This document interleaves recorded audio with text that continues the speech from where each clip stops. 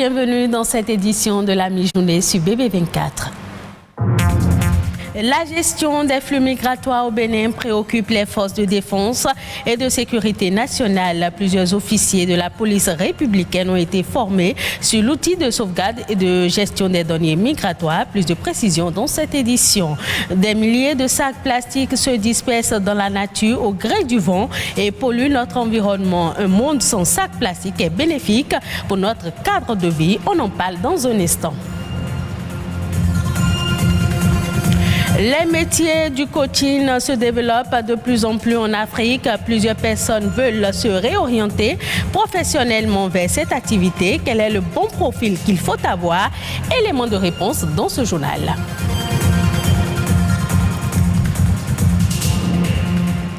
On démarre cette édition par la protection des frontières béninoises.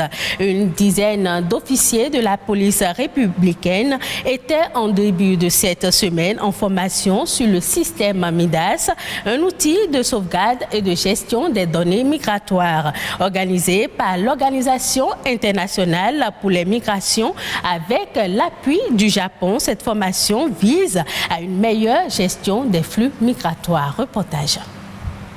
La gestion des flux migratoires au niveau des différentes frontières est une question préoccupante dans la sous-région. La question des données statistiques sur la migration a plusieurs fois été au cœur des échanges entre acteurs des mouvements migratoires régionaux. C'est donc pour mieux coordonner leurs actions en la matière que les États ont décidé de se doter de moyens efficaces de collecte de données.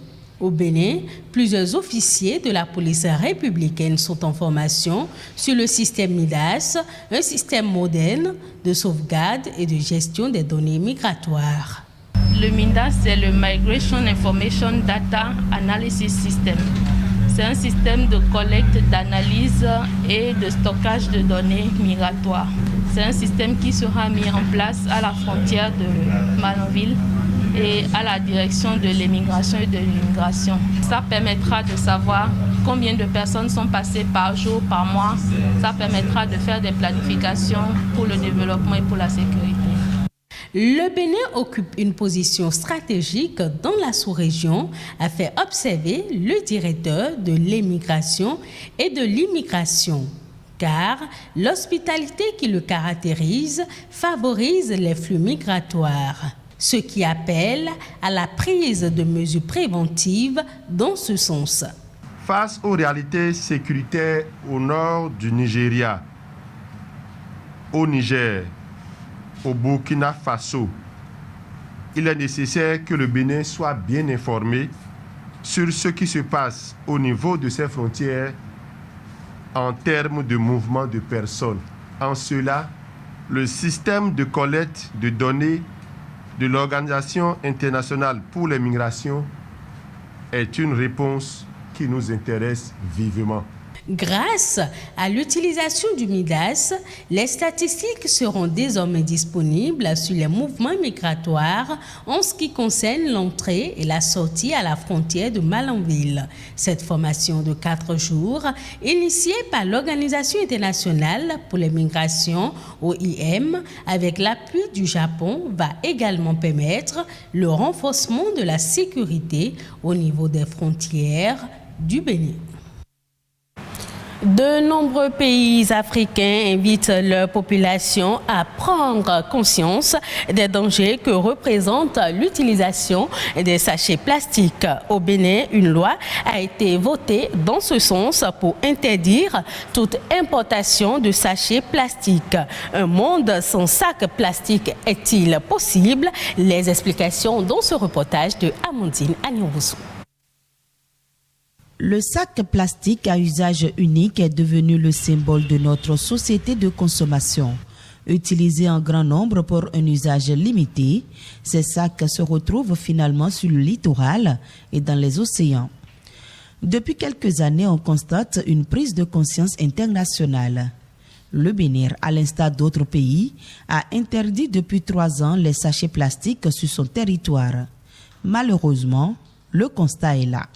Malgré que ça n'embellit pas la ville, on n'a plus le choix. Donc on est obligé d'utiliser ce qui est là, comme le Le gouvernement n'a pas mis une autre chose en pratique, donc on est obligé d'utiliser l'autre qui est là. Oui, on est d'accord que c'est pas bon. Quand on achète quelque chose, on doit utiliser le sachet. Donc, on n'a pas le choix. Les sachets plastiques ont la peau dure. Malgré l'existence d'une loi et toutes les campagnes de sensibilisation, les Béninois peinent à prendre conscience. Nous nous rendons compte que certes, il y a eu quelques progrès, mais nous n'avons pas beaucoup avancé. Nous n'avons pas beaucoup avancé parce que malheureusement, tous ceux qui produisent, tous ceux qui commercialisent, tous ceux qui distribuent ces sachets plastiques continuent allègrement, au vu et au su de tout le monde, à déverser sur nos marchés ces sachets de plastique. Donc aujourd'hui, nous sommes tristes de nous rendre compte que on n'a pas vraiment évolué. Ce qui manque, c'est la répression, parce que tous les Béninois sont au courant, sont bien sensibilisés sur les conséquences d'utilisation de sachets plastiques sur tous les plans. Pour bannir complètement le sachet plastique du quotidien du Béninois, les acteurs de la société civile prônent un changement de stratégie. J'invite nos autorités à lancer encore une campagne de sensibilisation pour rappeler encore les conséquences d'utilisation des sachets plastiques. À part ça aussi, promouvoir les emballages biodégradables, les sacs réutilisables. Et juste après cette campagne de sensibilisation et de promotion, il faut que la répression commence. Il faut changer de stratégie, probablement même au niveau même de la stipulation de la loi, parce que la loi autorise les sachets non biodégradables. Et pour la population, il suffit que le sachet ait une autre couleur, la population la considère que c'est un sachet biodégradable. Une fois qu'on a fait ça, après il faut que les autorités à tous les niveaux, tous ceux qui importent, tous ceux qui fabriquent, il faut qu'eux, ils mettent en place tout ce qui leur permettra de faire respecter cette loi. Et après, il faut proposer des solutions. Parce que le tout ne suffit pas de dire aux gens, il ne faut pas utiliser les sachets plastiques. Il faut qu'il y ait des solutions de rechange. À la place du sachet plastique, est-ce que le papier qu'on demande aux gens d'utiliser, est-ce que les feuilles, les feuilles que nous avons et tout ça, est-ce qu'elles sont disponibles? Donc il faut rendre tout ça disponible pour que les populations ne soient pas obligées d'aller vers les sachets plastiques, mais vers ces solutions alternatives. Un Bénin sans sachet plastique, c'est bien possible. Des solutions alternatives existent et il revient à tous d'adopter les bons gestes. Faire recours à un coach motivateur virtuel ou physique devient une pratique courante. Le métier de coach se répand, mais quelles sont les qualités que doit avoir un bon coach? Epiphane Daoulokono intervient dans le domaine du coaching. Il nous donne ici plus d'explications. Le coach à la base devrait être une personne qui est expressive. Vous ne pouvez pas intervenir sur un individu, vous ne pouvez pas parler, convaincre, persuader et montrer à votre cliente griffe qui est en face de vous que vous croyez en son potentiel, qu'il a la capacité de sortir de la situation dans laquelle elle est, de l'entreprise de sortir de la situation dans laquelle elle est, si vous n'êtes pas capable de communiquer bien sûr ce que vous pensez. Et donc le coach a besoin à la base d'être une personne qui a la capacité, l'art de s'exprimer et bien. La deuxième chose que je pense qui est importante, ce devrait être une personne qui a une certaine personnalité. Un coach travaille sur une norme et sur des entreprises, des organisations.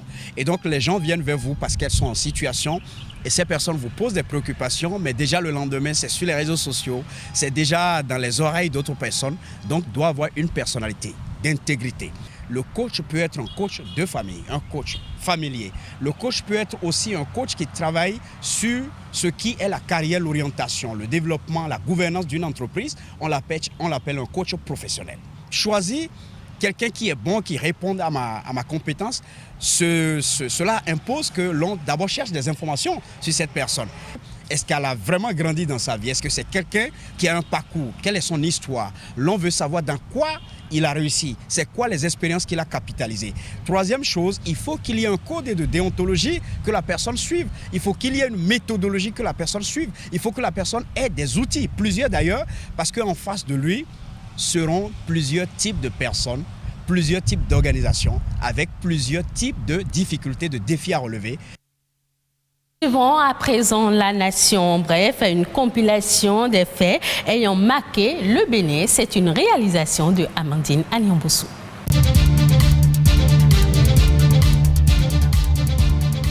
L'Union européenne a encore mobilisé 46,56 millions d'euros pour le compte du gouvernement béninois. C'est dans le cadre de l'atténuation des conséquences du coronavirus. Ces fonds vont permettre d'appuyer les efforts du gouvernement pour répondre aux conséquences sanitaires et socio-économiques liées à la COVID-19. Le gouvernement pourra non seulement soutenir les couches les plus vulnérables en cette période de pandémie, mais aussi maintenir sa stabilité macroéconomique. Ces fonds viennent compléter l'appui de 10 millions d'euros octroyé au Bénin en juin 2020 par l'Union européenne ainsi que le programme d'appui budgétaire mis en œuvre dans les domaines de l'agriculture, des finances publiques, de la décentralisation et de la déconcentration. Après la phase pilote du volet assurance maladie du projet assurance pour le renforcement du capital humain H dans cette commune, le gouvernement lance sa généralisation dans d'autres communes.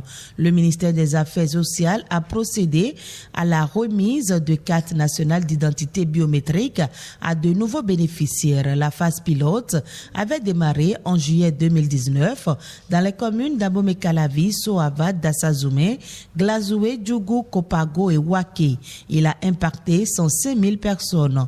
Au regard des acquis recensés durant cette phase, le gouvernement a décidé de l'étendre à d'autres bénéficiaires. Avec cet élargissement, 180 000 nouveaux bénéficiaires seront désormais couverts par l'assurance maladie.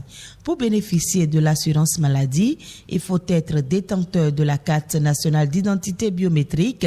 Elle prend en charge gratuitement toutes les consultations générales, 22 affections et actes médicaux, ainsi que les analyses biomédicales et les médicaments nécessaires au traitement. La Haute Autorité de l'Audiovisuel et de la Communication a dévoilé à la presse une décision de 11 articles relative au dossier d'agrément ou d'homologation dans le cadre du passage à la télévision numérique terrestre au Bénin. Cette décision définit les modalités et fixe les pièces à fournir pour les dossiers d'agrément ou d'homologation des équipements. La demande d'agrément se compose désormais d'un dossier administratif et de documents techniques. Pour le premier, il faut fournir le registre du commerce et du crédit mobilier, la raison sociale, la quittance des frais d'études de dossier. Pour le dossier technique, il doit comporter le prototype de l'équipement, le manuel d'emploi et autres documents sur les essais et conformités.